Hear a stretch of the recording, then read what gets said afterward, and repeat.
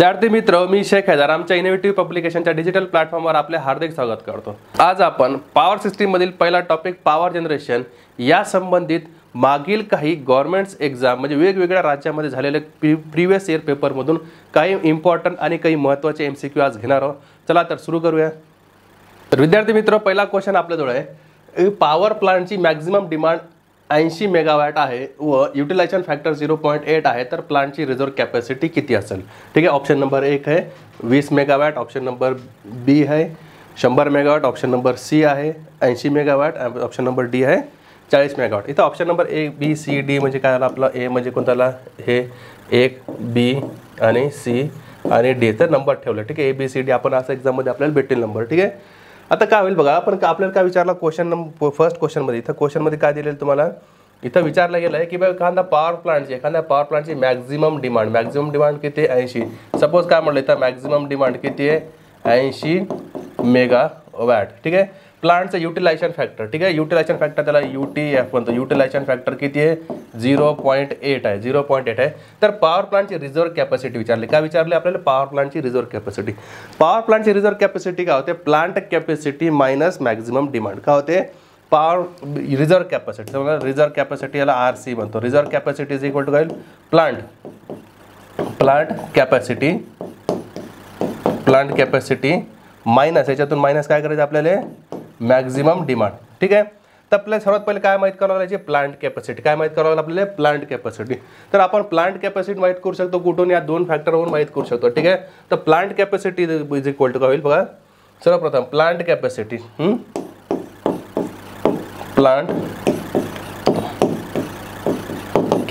तर plant capacity is equal to काय असते आपल्याकडे? Maximum demand. काय होईल? मॅक्झिमम डिमांड भागीला युटिलायझेशन फॅक्टर, भागीला काय होईल? Utilization factor. काय होईल बघा? Plant capacity is equal to maximum demand MD divide by utilization factor. ठीक आहे, तर आपल्याला काय दिलं? मॅक्झिमम डिमांड किती दिलेलं आहे? 80। मॅक्झिमम डिमांड किती दिलं आहे? 80 भागीला युटिलायझेशन फॅक्टर किती आहे?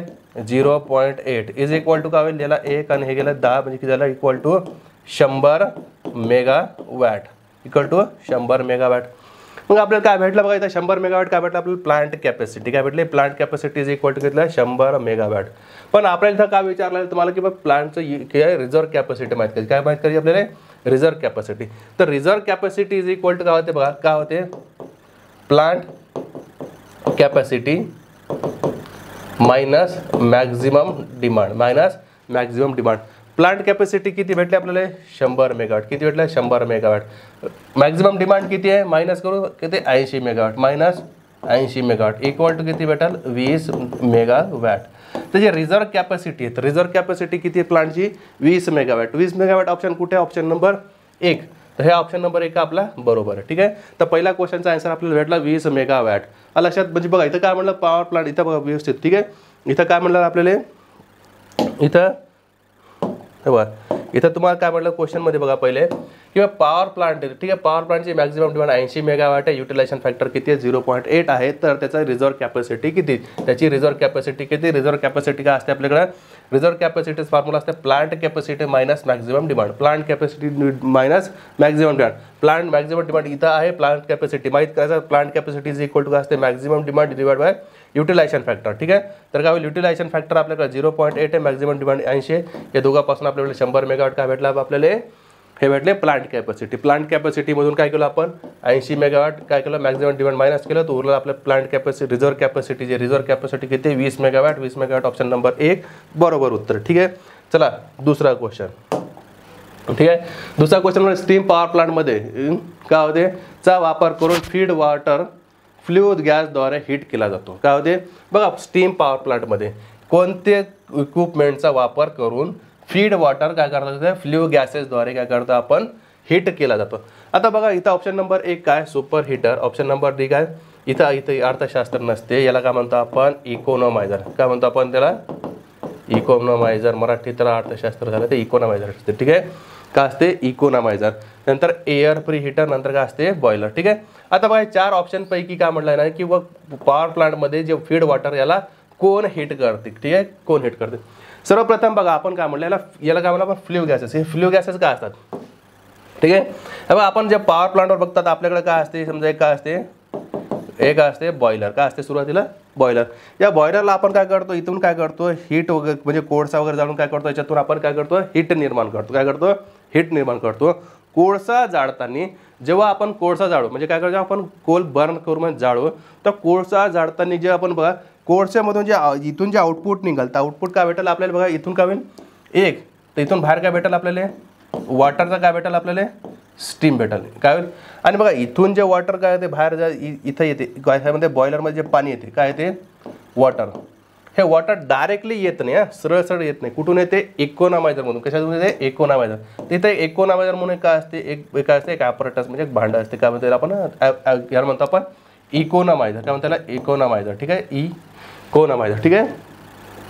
तर इकोनामायझर काय करते बघा, इथून जे धूळ दुप्पट गॅस म्हणजे वाफ निघतील कोळसा जाळतो ना आपण, कोळसा जाळल्यानंतर कोळशाचं जे बघा हीट आहे तर जे इथं जेवढी अमाऊंट ऑफ हीट क्रिएट होईल ते काय करेल, इथं जे वॉटरला कशामध्ये कन्वर्ट करेल स्टीममध्ये कन्वर्ट करेल. ठीक आहे. बट ज्या कोळसा जाळताना हीट सोबत काय भेटेल आणखीन फ्ल्यू गॅसेस भेटते. काय भेटेल तुम्हाला हे याला म्हणतो फ्ल्यू गॅसेस. याला काय म्हणतो आपण फ्ल्यू गॅसेस. तर फ्ल्यू गॅसेस काय राहतात धूळ दुप्पट लक्षात, आणि जे वाफ राहतात मग हे काय करतात, हे एक वेस्टेज राहते याला आपण चिमणीतून बाहेर काय करतो एक्झॉस्ट करतो म्हणजे बाहेरच्या मार्गाने आपण सोडून देतो ॲटमॉस्फिअरमध्ये. पण याच्यामध्ये काय असते खूप अमाऊंट जे गॅस बघा हे जे फ्ल्यू गॅसेस आहे या गॅसमध्ये काय असते आपल्याला खूप लार्ज अमाऊंटमध्ये काय असते हीट असते. काय असते हीट उष्णता असते. मग ही उष्णता आपण काय करतो शेवटपर्यंत वापरत नेऊन त्याला बाहेर ॲटमॉस्फिअरमध्ये डिस्चार्ज करतो. ठीक आहे म्हणजे सोडून देतो. तर ही जे हीट आहे ना ही हीट काय करतो आपण इकोनामायझरला देतो. आणि इकून काय येतील बघा इकोनामायझरला हीट येते आणि एकूण जे रिव्हर वगैरे कॅनलमधून जे आपण पाणी घेतो ते पाणी कुठं फीड करतो आपण इकोनामायझरला फीड करतो. नंतर इकोनामायझरमधून ते पाणी कुठे येते बॉयलरला येते. कुठे येते बॉयलरला येते. मग इथं बघा इकोनामायझर काय करते जे फ्ल्यू गॅसेस पासून या पाणीला काय करते आधी गरम करते म्हणजे प्री हीट करते. काय करते पाणीला गरम करते आणि ते गरम झालेलं पाणी कुठं करतो आपण बॉयलरला फीड करतो. याचं कारण काय की बघा जे गरम झालेलं पाणी लवकर कशामध्ये स्टीममध्ये कन्वर्ट होईल म्हणजे बॉयलरची काय होते इफिशियन्सी वाढते. जर आपण बघा पाणी जर डायरेक्ट हे पाणी घेतो हे डायरेक्ट पाणी इथं न देता काय केलं डायरेक्टली वॉटरला फिल केलं. हे थंड पाणी गरम होण्यासाठी आणि गरम होऊन उष्ण कशामध्ये स्टीममध्ये कन्वर्ट होण्यासाठी जास्त इनपुट द्यावं लागेल म्हणजे बॉयलरची इफिशियन्सी काय होते कमी होते. पण इथं काय होईल जे ऑलरेडी प्री हिटेड आहे गरम पाणी जागायला आपण बॉयलरला दिलं तर काय होईल बॉयलर काय करा कमी टेम्परेचरमध्ये कमी उष्णतामध्ये त्याला स्टीममध्ये कन्वर्ट करेल. समजलं. म्हणजे इथं काय होतं इफिशियन्सी वाढवण्यासाठी काय करतो आपण बॉयलरची इफिशियन्सी वाढवण्यासाठी आपण इथं इकोनामायझरचा काय करतो आपण वापर करतो. ठीक आहे.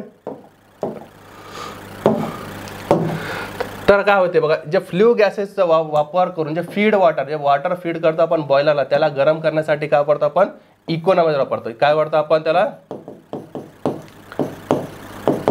इकोनामायझर. काय असते इकोनामायझर म्हणजे इथं ऑप्शन नंबर बी काय राहील आपला बरोबर राहील. त्याला म्हणतो आपण इकोनामायझर. ठीक आहे. नेक्स्ट पुढं हे बघा पुढचा क्वेश्चन काय आपल्याकडे स्ट्रोक इथं 4 स्ट्रोक डीजी सेट म्हणजे डिझेल जनरेटर सेट. ठीक आहे. डीजी सेट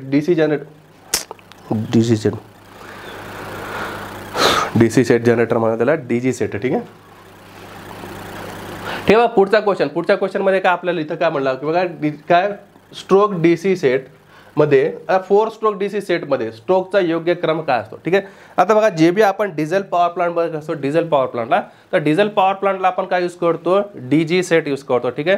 तर डिझेल इंजिनवर काय करतात डिझेल इंजिन जे बी इलेक्ट्रिसिटी काय करते जनरेट करते तिथं 4 स्ट्रोक इंजिन वापरतात. कोणता स्ट्रोक 4 स्ट्रोक इंजिन वापरलं जाते. तर 4 स्ट्रोक कोणकोणते राहते सर्वात पहिले काय सक्शन नंतर काय राहते कॉम्प्रेशन नंतर काय असते तुमचं हे बघा इथं का ऑप्शन दिसायला पहिला ऑप्शन कुठे सक्शन. ठीक आहे. नंतर कॉम्प्रेशन नंतर पॉवर नंतर काय होते एक्झॉस्ट. तर हे 4 जे स्ट्रोक आहे तर 4 स्ट्रोकचा आपल्याला योग्य क्रम काय म्हणायचं. ठीक आहे. तर सर्वात पहिले काय असते सक्शन नंतर काय असते कॉम्प्रेशन नंतर काय असते पॉवर नंतर काय असते एक्झॉस्ट. ठीक आहे. एक्झॉस्ट. तर आपल्याला हे ऑप्शन हे क्रम अनुक्रम आहे कुठं दिसेल ऑप्शन नंबर ए मध्ये काय पहिले पॉवर आहे. पहिले पॉवर नसते पॉवर कुठे असते 3 नंबरला असते. ठीक आहे. सक्शन पहिले असते पण सक्शन आला. ठीक आहे. दुसऱ्यांदा काय असते कॉम्प्रेशन याला कॉम्प्रेशन नंतर काय असते पॉवर याला पॉवर. ठीक आहे. नंतर काय असते एक्झॉस्ट नंतर आलं एक्झॉस्ट. तर ठीक आहे म्हणजे याला ऑप्शन नंबर बी काय आपला बरोबर आहे. ठीक आहे. याला काय म्हणलं आपण की 4 स्ट्रोक डीजी सेटमध्ये स्ट्रोकचा योग्य क्रम काय 4 स्ट्रोकमध्ये योग्य क्रम काय असते पहिले सक्शन नंतर कॉम्प्रेशन नंतर पॉवर नंतर एक्झॉस्ट या प्रकार 4 स्ट्रोकमध्ये काय होतं इथं इलेक्ट्रिसिटी आपली काय होते निर्माण होते. ठीक आहे. नेक्स्ट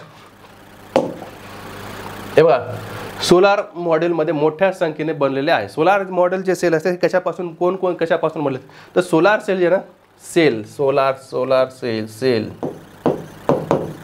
सोलार सेल, ठीक आहे. सोलार ॲरे, सोलार सेल आणि सोलार नेल आणि PV प्रणाली, PV सिस्टीम. आता सोलार जे मॉडेल असते ना, सोलार मॉडेल काय असते, solar cell, number of cell पासून काय असते बनलेलं असतं. म्हणजे ऑप्शन नंबर बी काय आपला योग्य आन्सर. ठीक आहे, चला आता पुढचा क्वेश्चन बघू. खालील बाबीची यादी जुळवा. ठीक आहे, कधी कधी असा क्वेश्चन आहे तुम्हाला यादी जुळवा. यादी जुळवा म्हणजे काय, पहिले काय म्हणतात तुम्हाला, इलेक्ट्रोकेमिकल सेल. ठीक आहे, इथं ऑप्शन नंबर सपोज दिलं बघा, इथं काय म्हणलं तुम्हाला ABCD. ठीक आहे, तर तुम्हाला 1 2 3 4ची जोडी लावायची. 1 2 3 आणि 4, ह्या 4ची काय करायची आपल्याला जोडी लावायची. ठीक आहे, म्हणजे इलेक्ट्रोकेमिकल सेल, नंतर काय सोलार सौर ऊर्जा, नंतर काय पॉवर स्टेशन, आणि काय नंतर इलेक्ट्रोमॅग्नेटिक प्रेरणा, म्हणजे इलेक्ट्रोमॅग्नेटिक आपण त्याला काय म्हणतो इंडक्शन. इलेक्ट्रोमॅग्नेटिक याला काय म्हणतो आपण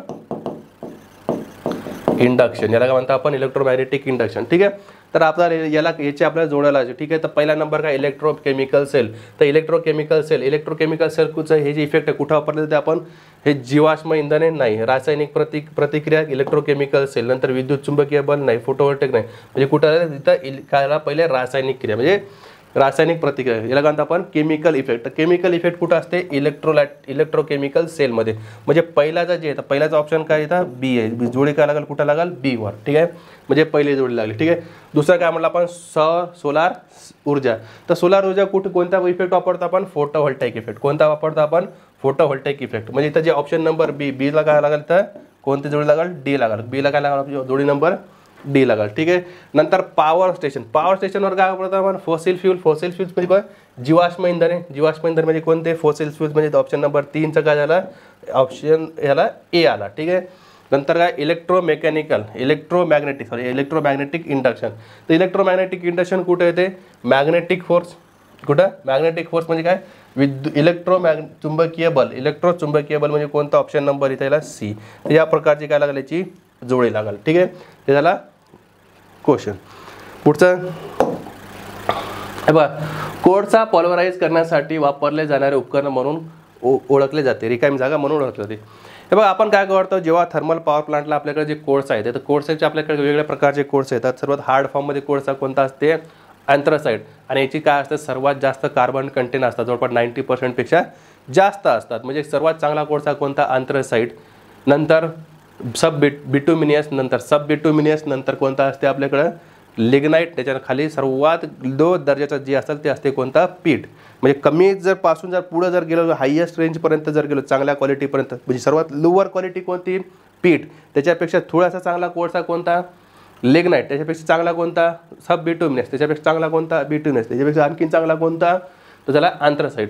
तर ज्या कोळशामध्ये की जे कार्बन कंटेंट जास्त असतात त्याची क्वालिटी चांगली, आणि त्याच्यामध्ये ॲश कंटेंट काय असतात खूप कमी प्रमाणात, मॉइश्चर आणि ॲश कंटेंट काय असतील, कमी असतील, तर ते कोळसा काय असेल, चांगला असेल. ठीक आहे, मग आता इथं काय म्हटलं, कोळसा पोलराइज म्हणजे काय असते, बारीक फाईन पावडरमध्ये काय करतो आपण, जेव्हा बॉयलरला आपण काय करतो, कोळसा जेव्हा फीड करतो ना, हे कोल जर देतो ना आपण याला, इथं कोळसा देताना काय करतो, इथं याला काय करतो, फाईन म्हणजे किती, 100 मायक्रोमीटर इतक्या बारीक पावडरच्या फॉर्ममध्ये काय करतो, भुकटी तयार करतो आपण कोळशाची.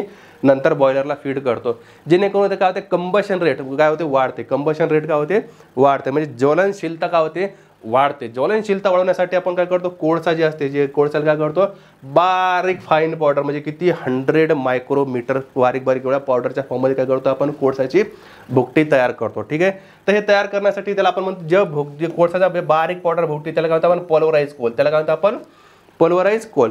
मग पोलराइज करण्यासाठी कोणता उपकरण वापरलं जाते, कोणता उपकरण जाते, बॉल मिल, हॉपर, बर्नर आणि स्टोकरसाठी. ठीक आहे, तर पण आपण काय करतो, इथं वापरतो आपण बॉल मिल वापरतो. काय होतं, बॉल मिल काय करतो आपण, इथं बॉल मिल वापरतो. ठीक आहे, म्हणजे कोळसा पोलराइज करण्यासाठी, बारीक करण्यासाठी काय वापरतो आपण, बॉल मिल. ठीक आहे, नेक्स्ट पुढं. ठीक आहे, फ्रान्सिस टर्बाइन रनरमध्ये ब्लेडची संख्या सहसा अनुक्रमे असते. ठीक आहे, फ्रान्सिस टर्बाइन जे आहे, तर बघा आता फ्रान्सिस टर्बाइन विचारलं, काय म्हटलं तुम्हाला, तर फ्रान्सिस टर्बाइन. आता जे हायड्रो इलेक्ट्रिक पॉवर प्लांटला आपण जे टर्बाइन वापरतो, ते टर्बाइनचे किती टाईपचे असतात तुम्ही, एक पेल्टॉन व्हील टर्बाइन, दुसरा फ्रान्सिस, तिसरा काय असतं कॅपलन व्हील टर्बाइन. तर जे टर्बाइन असतात बघा, टर्बाइन आपण काय करतो, एक असं पेल्टॉन व्हील, पेल्टॉन व्हील टर्बाईन. दुसरा काय असते आपल्याकडं फ्रान्सिस टर्बाईन. Francis turbine. आणि तिसरा काय असते आपल्याकडं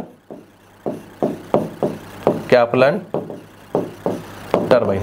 तर इथं काय म्हणता विचारलं तुम्हाला फ्रान्सिस टर्बाईन. तर फ्रान्सिस टर्बाईन जे असतात तर फ्रान्सिस टर्बाईनचे जे रनरमध्ये ब्लेड राहतात ते ब्लेडची संख्या किती असते 16 ते 24. किती असते 16 ते 24. जे रनरमध्ये फ्रान्सिसच्या रनरमध्ये जे ब्लेडची संख्या आहे ना रनरमध्ये किती असते 16 ते 24 असते. तर बघा जे फ्रान्सिस ब्लेड आहे हे जे टर्बाईन आहे तर फ्रान्सिस टर्बाईन कोणत्या टाईपचं याला काय म्हणतो आपण रिॲक्शन टर्बाईन. याला काय म्हणतो आपण रिॲक्शन टर्बाईन. काय म्हणतो त्याला आपण रिॲक्शन टर्बाईन. तर रिॲक्शन टर्बाईन काय असतात बघा जे रिॲक्शन टर्बाईन काय करतात पार्ट त्याच्यामध्ये थोडे काय असतात पार्टली पार्टली काय म्हणतात आपण त्याला पोटेन्शियल एनर्जी आणि पार्टली काय असतं कायनेटिक एनर्जी दोन्ही एनर्जी मिळून काय करतात त्यांनी काय मेकॅनिकल एनर्जीमध्ये कन्वर्ट करतात. तर हे कोणत्या टाईपचे टर्बाईन आहे रिॲक्शन टाईप टर्बाईन आहे. कोणकोणते बघा फ्रान्सिस आणि कॅप्लन. फ्रान्सिस आणि कॅप्लन हा. तर फ्रान्सिस आणि कॅप्लन हे कोणत्या टाईपचे टर्बाईन आहे हे रिॲक्शन टाईप टर्बाईन. कोणते टर्बाईन आहे रिॲक्शन टाईप टर्बाईन. हे दोन्ही काय करतात कोणकोणती एक आपली पोटेन्शियल एनर्जी त्याला काय म्हणतो आपण पोटेन्शियल एनर्जी काय म्हणतो स्थितीत ऊर्जा आणि एक कोणती असते आपली कायनेटिक एनर्जी याला काय म्हणतो आपण गतीज ऊर्जा. याला काय म्हणतो आपण गतीज ऊर्जा.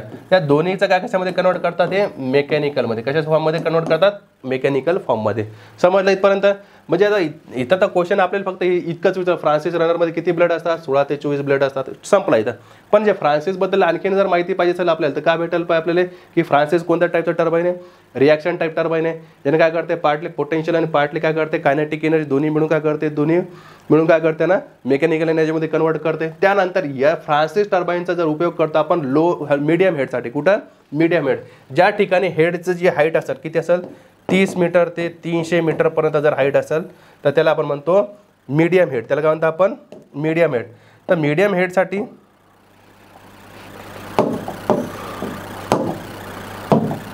ठीक आहे. तर मीडियम हेडसाठी काय करतो आपण काय वापरतो मीडियम हेडसाठी आपण वापरतो फ्रान्सिस टर्बाईन. काय वापरतो आपण फ्रान्सिस टर्बाईन. ठीक आहे. त्याची हाईट किती असेल हेडची 30 मीटरपासून 300 मीटरपर्यंत. हे आला आपला कोणता टर्बाईन फ्रान्सिस टर्बाईन. आणि नंतर बघा कॅप्लन टर्बाईन. कॅप्लन टर्बाईन कोणता आहे रिॲक्शन टर्बाईन. सेम दोन्ही तेम काम करेल. याला काय करतो आपण लो हेडसाठी. कुठं वापरतो आपण लो हेड. जिथं हेड का असेल 3 मीटरपेक्षा खाली असेल कुठं असेल 30 मीटरपेक्षा कमी असेल तर त्या ठिकाणी कोणता वापरू आपण कॅप्लन टर्बाईन. आणि जर 300 मीटरपेक्षा जास्त हेड असेल हाईट असेल त्या ठिकाणी काय करू आपण काय कोणता वापरू आपण पेल्टॉन व्हील टर्बाईन. कोणता वापरू आपण पेल्टॉन व्हील टर्बाईन. तर पेल्टॉन व्हील टर्बाईन जे तर पेल्टॉन व्हील टर्बाईन कोणता आहे याला म्हणतो आपण इम्पल्स टर्बाईन. याला काय म्हणतो आपण इम्पल्स टर्बाईन. ठीक आहे. तर बघा हे झाला इम्पल्स टर्बाईन. हे दोन्ही झाले कोणते रिॲक्शन टर्बाईन. याला वापरायचा हाय हेडवर जिथं 300 मीटरपेक्षा जास्त हाईट आहे. यानी फ्रान्सिस टर्बाईनला मीडियम हेडसाठी जिथं 30 ते 300 मीटर हाईट आहे. आणि कॅप्लन टर्बाईन जिथं लो हेड आहे 30 मीटरपेक्षा कमी आहे. ठीक आहे. तर इथं क्वेश्चन होता आपल्याला इथं क्वेश्चन काय होता किंवा फ्रान्सिस टर्बाईनमध्ये जे ब्लेड रनरमध्ये ब्लेड आहे ते ब्लेडची संख्या किती असते 16 ते 24 असते. किती असते 16 ते 24 असते. ठीक आहे. पुढचा क्वेश्चन म्हटलं आधुनिक स्टीम टर्बाईन डॅश डॅश प्रकारचे असतात. ठीक आहे. आधुनिक टर्बाईन काय असतात रिकामी जागा प्रकारचे असतात. कोणत्या टाईपचे असतात इम्पल्स टर्बाईन असतात रिॲक्शन टर्बाईन असतात की काय असते इम्पल्स रिॲक्शन दोघांचं मिळून इम्पल्स रिॲक्शन किंवा वरीलपैकी काही नाही. ठीक आहे. आता बघा जे मॉडर्न टाईपचे टर्बाईन आहेत मॉडर्न टाईपचे टर्बाईन जे असतील तर मॉडर्न टाईपचे टर्बाईन आहे ना हे तुम्हाला दोन्ही प्रकारमध्ये सापडतील. कशामध्ये इम्पल्स आणि रिॲक्शन टर्बाईन. इम्पल्स आणि reaction mix type turbine. Impulse आणि रिॲक्शनमध्ये काय असतात दोन्ही काय पार्टली तुमची काय असेल कायनेटिक एनर्जी आणि पार्टली काय असेल तुमची पोटेन्शियल एनर्जी दोन्ही मिळून काय करतात ना मेकॅनिकल एनर्जीमध्ये कन्वर्ट करतात. पण जेवढे बी आधुनिक जे मॉडर्न स्टीम टर्बाईन आहे तर मॉडर्न स्टीम टर्बाईन काय असतात तुमचे मिक्स टाईपचे असतात. म्हणजे कोणकोणते इम्पल्स आणि रिॲक्शन दोघांचं असेल कॉम्बिनेशन. तर ऑप्शन नंबर सी इथं बरोबर येईल. ठीक आहे. पुढचा क्वेश्चन मला सामान्यतः जनरेटिंग स्टेशनमध्ये न्यूनतम उत्पन्न म्हणजे काय जनरेटिंग काय म्हणतात त्याला जनरेटिंग. तर जनरेटिंग व्होल्टेज काय म्हणलं इथं जनरेटिंग व्होल्टेज काय असायला पाहिजे सामान्यतः. नॉर्मली जनरेटिंग व्होल्टेज काय असायला पाहिजे, ऑप्शन नंबर 1 आहे 33 kV, 11 kV, 132 kV, 66 kV. तर जनरेटिंग व्होल्टेज किती असायला पाहिजे, 11 kV. किती असायला पाहिजे इथं, 11 kV. मग आपण जर काय करतो, जर सिंगल लाईन डायग्राम जर बघितली आपण, तर सर्वात पहिले काय करतो आपण, इथं काय करतो, पॉवर प्लांट बघितलं, ठीक आहे. पॉवर प्लांट, तर पॉवर प्लांटमध्ये जे आपण व्होल्टेज वापरतो, जनरेटिंग व्होल्टेज किती असते, 11 kV, 3.3 kV किंवा 6.6 kV, ठीक आहे. आता 132 हे सर्व होऊ शकते, पण कसं होईल, काय होईल माहिती आहे का, की जितकी मोठं सगळ्याला व्होल्टेज लेवल झालं तितकी मोठी जनरेटरची साईज काय होते, वाढते. कारण आपल्याला माहिती आहे EMFचं EMF कशावर डिपेंड करते, तुमच्या नंबर ऑफ टर्न्सवर, म्हणजे कॉईलच्या संख्येवर. जितका व्होल्टेज वाढवायचं तितकं कॉईलची संख्या वाढवायला लागेल, तितकी मोठी जनरेटरची काय होईल, साईज होईल. त्यासाठी आपण जे प्रिफरेबल जे इकॉनॉमिकल कंडिशन कन्सिडर करून 11 kV ते 3.3 kV किंवा 6.6 kV काय करतो आपण, जनरेटिंग व्होल्टेज ॲडॉप्ट करतो. म्हणजे तेवढा त्या व्होल्टेजवर काय करतो आपण, पॉवर जनरेट करतो. तर इथं दिलेल्या ऑप्शनपैकी 33 kV, 11 kV, 132 kV आणि 66 kV. तर इथं काय होईल, ऑप्शन नंबर काय होईल, 2 नंबर म्हणजे 11 kV काय आपला बरोबर आन्सर. म्हणजे जनरेटिंग स्टेशनमध्ये जनरेटिंग व्होल्टेज किती असायला पाहिजे, 11 kV असायला पाहिजे. किती असायला पाहिजे, 11 kV. पुढचा क्वेश्चन काय म्हणला आपल्याला, पॉवर स्टेशनचा लोड फॅक्टर सामान्यतः असतो, ठीक आहे. आता पॉवर स्टेशनचा लोड फॅक्टर म्हणजे काय असते, आता 1 ते पेक्षा कमी, म्हणजे काय असेल, युनिटीपेक्षा काय म्हणतात, युनिटीपेक्षा कमी किंवा युनिटीपेक्षा जास्त. युनिटी म्हणजे काय, 1 पेक्षा कमी किंवा 1 पेक्षा जास्त आणि नेहमी 0 किंवा विविध घटकांच्या समान असते, म्हणजे वेगवेगळ्या घटकावर डिपेंड पण करते, ठीक आहे. असं पण ऑप्शन होऊ शकतं, ठीक आहे. पॉवर प्लांटमध्ये लोड फॅक्टर असते, तर लोड फॅक्टर काय असते तुमचं, average demand divide by maximum demand. Average demand divide by, तर जे बघा काय असतात माझ्याकडे पॉवर स्टेशनचा लोड फॅक्टर. तर लोड फॅक्टर काय असते, आपण जाणून, load factor is equal to काय असते, average demand divide by maximum demand. Average demand divide by maximum demand. Average demand divide by maximum demand. हा बघा, ॲव्हरेज डिमांडपेक्षा कधी पण काय असते, मॅक्झिमम डिमांड काय असते, जास्त असते. ॲव्हरेज डिमांडपेक्षा मॅक्झिमम डिमांड काय असते, जास्त असते. मग हे डिनॉमिनेटर म्हणजे जे इथं जी खालची जर ही व्हॅल्यू जर काय असेल जास्त असेल, तर हे कधी पण आन्सर काय होईल तुमचं, लेस दॅन काय होईल, 1. काय होईल तुमचं, सॉरी, लेस दॅन 1. म्हणजे काय होईल, ही जे बी जेव्हा पण काय असेल आपण लोड फॅक्टर हे काय असेल, 1 पेक्षा नेहमी कमी असेल. काय असेल, 1 पेक्षा नेहमी कमी असेल. Load factor average demand divide by maximum demand, आणि मॅक्झिमम डिमांड हे ॲव्हरेज डिमांडपेक्षा जास्त असते. त्याच्यामुळे काय होते, जे लोड फॅक्टर आहे तर लोड फॅक्टर काय होईल, ऑलवेज लेस दॅन 1. म्हणजे 1 पेक्षा नेहमी काय असेल, कमी, 1 पेक्षा कमी. म्हणजे इथं ऑप्शन नंबर 1 आपला बरोबर आहे, ठीक आहे. नेक्स्ट पुढचा क्वेश्चन, ठीक आहे. म्हटलं बघा, थर्मल पॉवर प्लांटमध्ये टर्बाईन ठेवले जाते. थर्मल पॉवर प्लांटमध्ये टर्बाईन ठेवलं जाते. कोणता टर्बाईन ठेवला जाते आणि कुठं ठेवला जाते, ठीक आहे. काय म्हटलं आपण, बॉयलरच्या आधी ठेवलं जाते, बॉयलर आणि जनरेटरच्या दरम्यान ठेवलं जाते, किंवा जनरेटर नंतर ठेवलं जाते, किंवा वरीलपैकी कोणतंही नाही. आता बघा, थर्मल पॉवर प्लांटमध्ये टर्बाईन कुठं असतं, ठीक आहे. सर्वात पहिले काय असते आपल्याकडं, इथं काय म्हटलं आपण जर इथून जर बघितलं, ठीक आहे. याच्या आधी तर तुमचा coal handling plant, coal storage plant वगैरे इथं असतात, ठीक आहे. त्याच्यानंतर बॉयलर, ठीक आहे. कारण इथं जे दिसायला बघा, इथे ऑप्शनपैकी कन्सिडर कर. बॉयलर नंतर काय असते, इथं काय असते, सुपर हीटर, बरोबर आहे. सुपर हीटर नंतर काय असते, टर्बाईन. टर्बाईन नंतर काय असते, अल्टरनेटर. टर्बाईन नंतर काय असते, अल्टरनेटर म्हणजे जनरेटर म्हणतो आपण, ठीक आहे. तर जे टर्बाईन आहे हा टर्बाईन म्हटलं, ठीक आहे. हे बघा, इथं खाली इथं ड्रॉ करतो म्हणजे समजेल व्यवस्थित, ठीक आहे. काय म्हटलं, सर्वात पहिले काय असते आपल्याकडं, बॉयलर. बॉयलर नंतर काय असते, कुठं जाते, सुपर हीटरला. जे जनरेटेड स्टीम आहे कुठं जाते, सुपर हीटरला. सुपर हीटर नंतर कुठं जाते स्टीम, कुठं जाते, टर्बाईनवर. कुठं जाते, टर्बाईनवर. हे झालं आपलं टर्बाईन, ठीक आहे. टर्बाईन नंतर हा टर्बाईन कोणाला कपल्ड असते, अल्टरनेटर. त्याला काय म्हणतो आपण, जनरेटर. त्याला काय म्हणतो आपण, जनरेटर, ठीक आहे. या प्रकारचा फ्लो होते, ठीक आहे. आता या प्रकारच्या फ्लोमध्ये आपल्याला काय म्हटलं, पण इथं टर्बाईन कुठे ठेवला, तर टर्बाईन कुठं ठेवलेलं आहे, ठीक आहे. बॉयलरच्या आधी आहे का, नाही, म्हणजे बॉयलरच्या आधी नाही आहे, ठीक आहे. बॉयलर आणि जनरेटरच्या दरम्यान, बॉयलर आणि जनरेटरच्या दरम्यान, ठीक आहे. म्हणजे हे ऑप्शन काय बरोबर, ठीक आहे. जनरेटर नंतर असते का, नाही, ठीक आहे. वरीलपैकी नाही, म्हणजे ऑप्शन नंबर 2 कायचा बरोबर. जनरेटर आणि बॉयलर आणि जनरेटरच्या दरम्यान काय करतो आपण, टर्बाईन प्लेस करतो, म्हणजे ठेवतो आपण तिथं, ठीक आहे. म्हणजे हे झाला क्वेश्चनचा आन्सर आपल्या.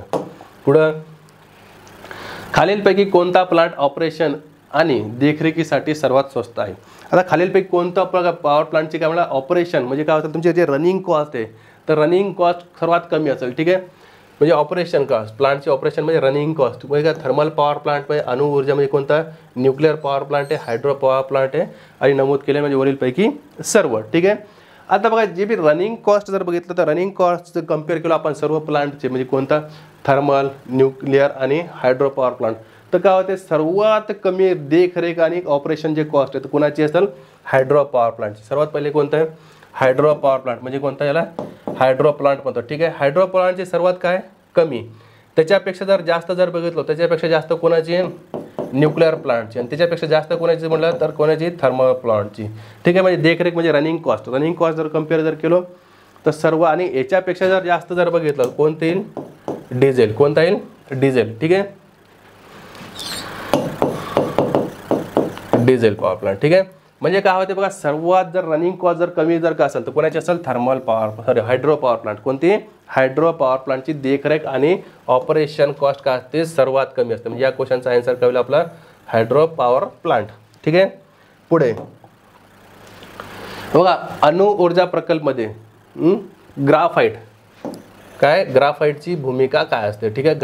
ग्राफाईटची भूमिका असते इलेक्ट्रॉन शोषून घेणे, न्यूट्रॉन शोषून घेतात, इलेक्ट्रॉनची गती कमी करतात किंवा काय करतात, न्यूट्रॉनची गती कमी करतात. ठीक आहे. आता बघा काय म्हटलं आपण इथं, अणुऊर्जा म्हणजे कोणता आपला, न्यूक्लिअर पॉवर प्लांट. कोणता, न्यूक्लिअर पॉवर प्लांटमध्ये ग्राफाईटची भूमिका काय असते. इथं बघा आपल्याला काय म्हटलं, ग्राफाईटची भूमिका सांगायची आपल्याला. तर ग्राफाईट जे असते तर न्यूक्लिअर पॉवर प्लांट म्हणजे ग्राफाईट जे असते तर ग्राफाईट काय करते, न्यूट्रॉन जे असतात, न्यूट्रॉनची गती काय करते, स्लो डाऊन करते. काय करते, न्यूट्रॉनची गती काय करते, स्लो डाऊन करते. म्हणजे इथं काय होईल ऑप्शन, या क्वेश्चनचा आन्सर काय, ऑप्शन नंबर 4, न्यूट्रॉनची गती कमी करते. इलेक्ट्रॉन शोषून घेते का नाही, न्यूट्रॉन शोषून घेते का नाही, नंतर इलेक्ट्रॉनची गती कमी करते का नाही, कशाची गती कमी करते, न्यूट्रॉनची गती काय करते, कमी करते. न्यूट्रॉन स्लो डाऊन करण्यासाठी आपण काय करतो, ग्राफाईटचा वापर करतो. ठीक आहे. नेक्स्ट पुढे हे बघा, कोणत्या पॉवर प्लांटमुळे कमीत कमी प्रदूषण होते.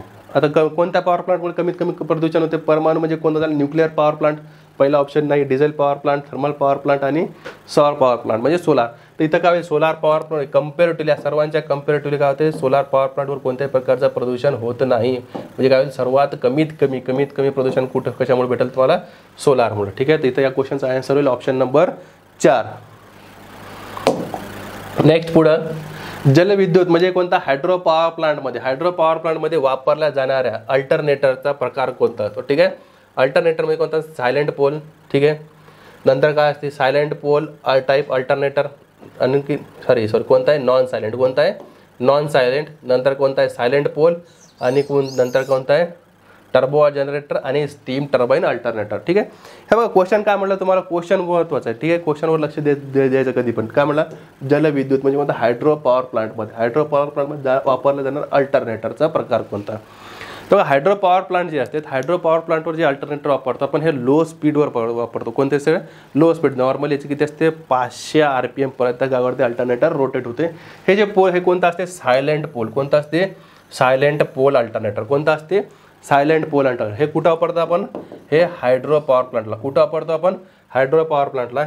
याची जी गती असते, मॅक्झिमम गती किती असते, 500 RPM पर्यंत. कुठं असते, 500 RPM पर्यंत.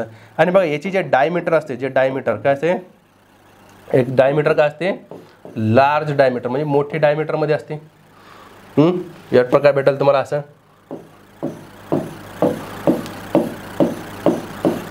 ठीक आहे. इथं तुम्हाला काय भेटेल, तुम्हाला असे वेगवेगळे काय भेटेल, स्लॉटमध्ये काय भेटेल तुम्हाला, इथं कंडक्टर भेटेल. ठीक आहे. या प्रकारचं काय होते आपल्याकडं इथं असं.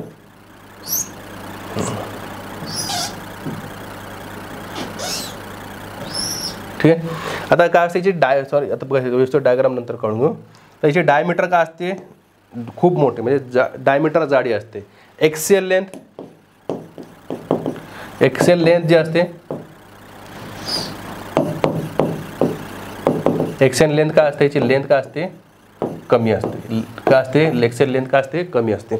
आणि मेकॅनिकली स्ट्रॉंग राहते. मेकॅनिकली काय राहते, स्ट्रॉंग राहते. म्हणजे यांत्रिकदृष्ट्या हा अल्टरनेटर काय, स्ट्रॉंग आहे. ठीक आहे. नाव काय सायलेंट पोल, म्हणजे सायलेंट म्हणजे डिसेंट एकदम, ठीक आहे. नंतर काय म्हणलं आपण त्याला सायलेंट पोल, नाव डिसेंट म्हणजे असा अर्थ नाही घ्यायचा, ठीक आहे. काय म्हणलं आपण सायलेंट पोल टाईप अल्टरनेटर. नंतर काय याचं हायड्रो पॉवर प्लांटवर याचा वापर होतो. मॅक्झिमम स्पीड कुठं 500 RPM पर्यंत.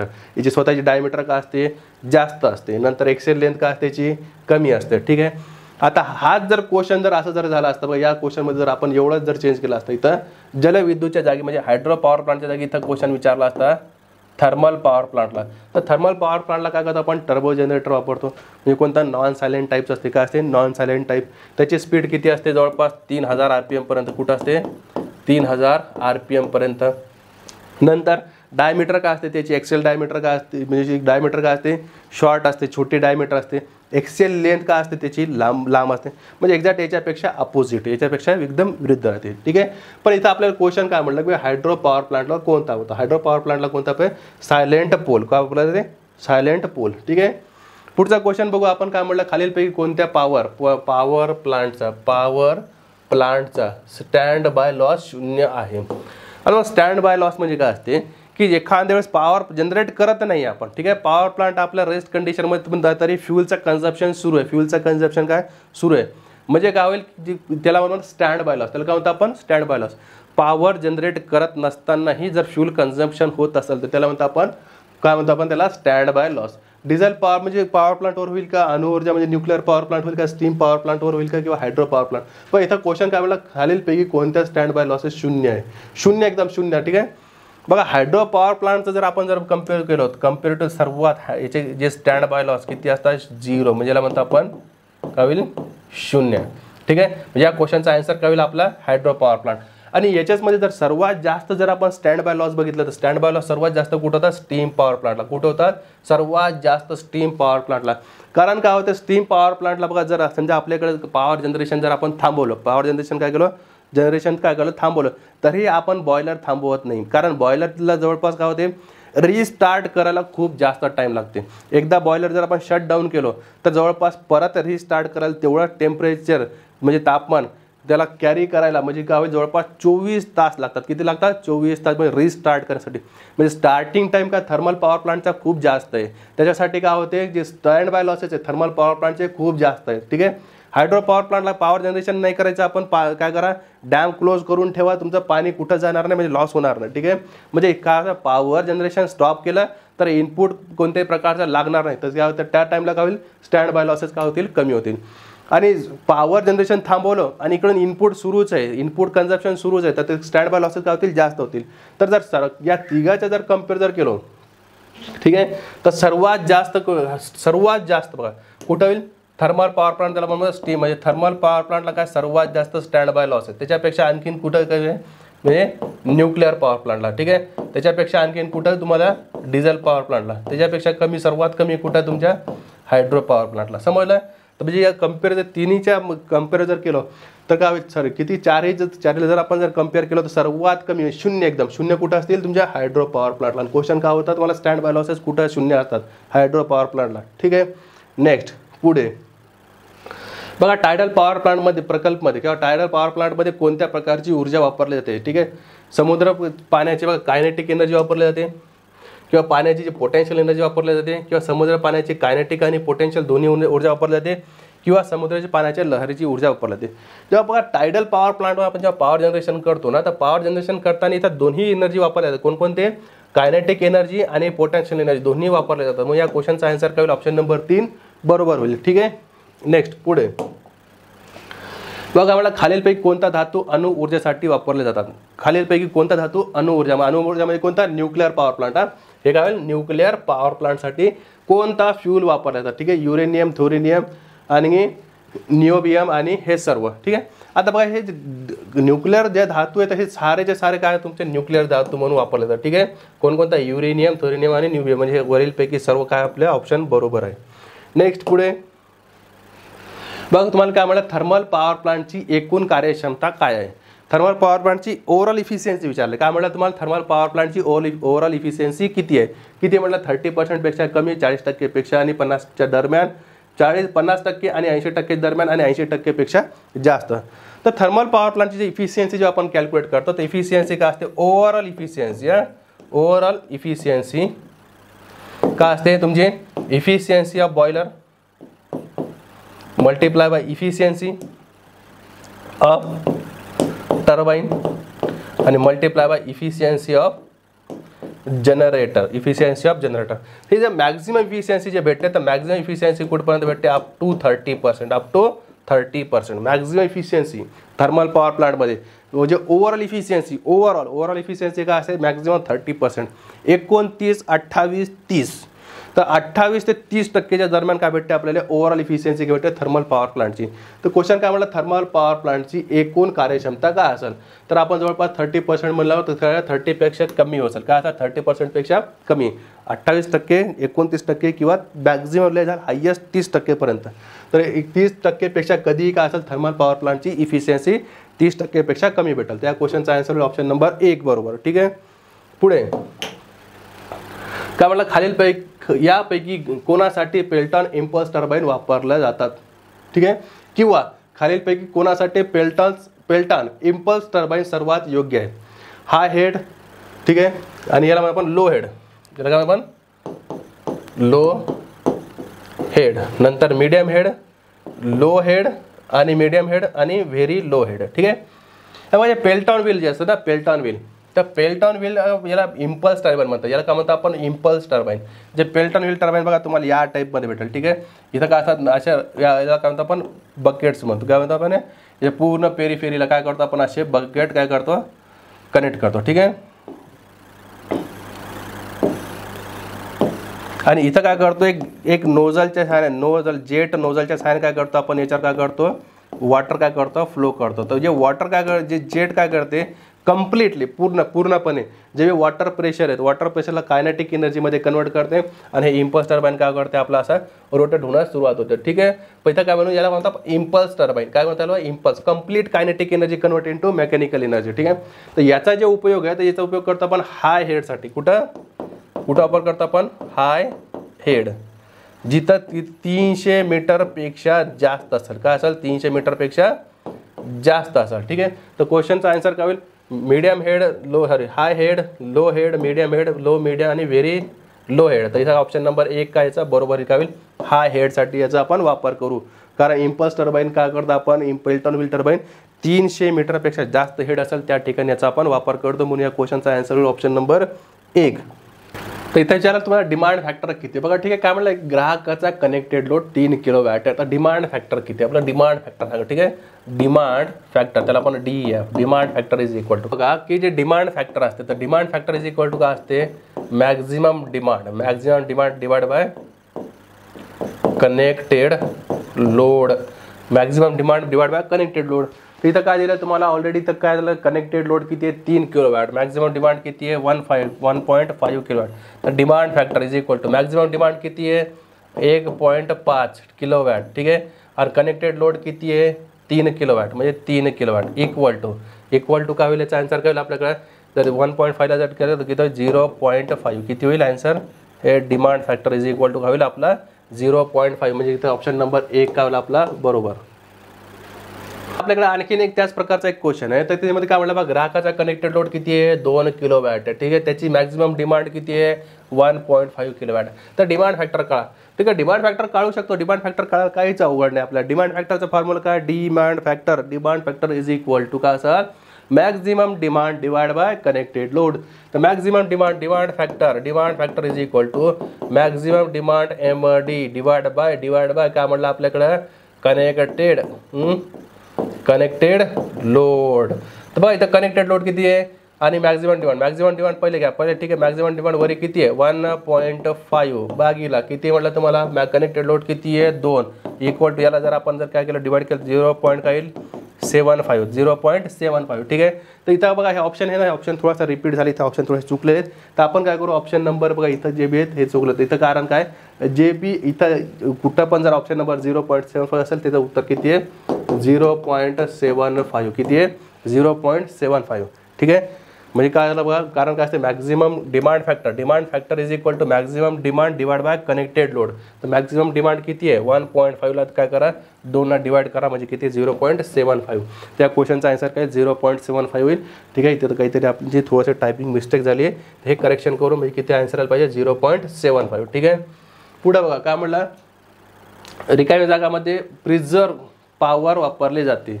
ठीक आहे, याला रिझर्व काय म्हणतात त्याला, रिझर्व नाही कोणता असते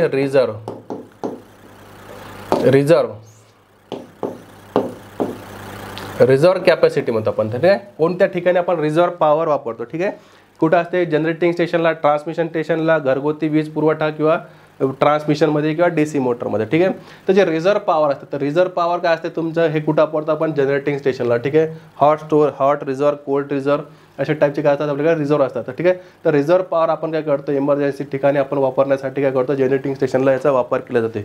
तर रिझर्व पॉवर कुठं वापरला जाते जनरेटिंग स्टेशनला. ठीक आहे, तर विद्यार्थी मित्र अशा प्रकारे आज आपण जनरेशन या टॉपिकवर काही महत्त्वाचे MCQ बघितलं आहे, जे MCQ प्रिव्हियस एक्झाममध्ये आलेले आहेत.